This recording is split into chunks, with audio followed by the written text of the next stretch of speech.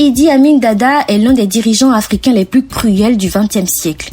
Plus connu sous le nom d'Idi Amin, il a dirigé l'Ouganda de 1971 à 1979. Né vers 1925, il a commencé sa carrière militaire dans l'armée coloniale britannique avant de rejoindre les forces armées ougandaises après l'indépendance du pays en 1962. Il s'est fait remarquer par son penchant pour la cruauté et son intolérance.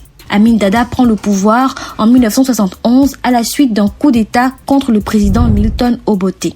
Son régime est rapidement devenu synonyme de brutalité, de violation massive des droits humains et de répression politique.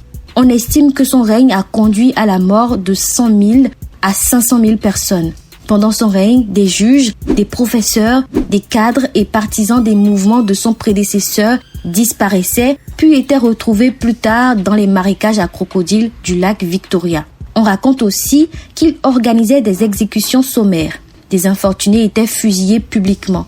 D'autres étaient maintenus la tête sous l'eau jusqu'à noyade ou bien écrasés par des chars dans des camps de l'armée.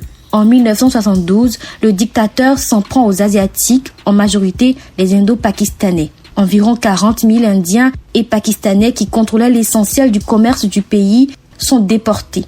À la suite de leur déportation, l'économie du pays s'effondre car les Ougandais, peu préparés et qualifiés, se trouvent devant l'incapacité de prendre la relève.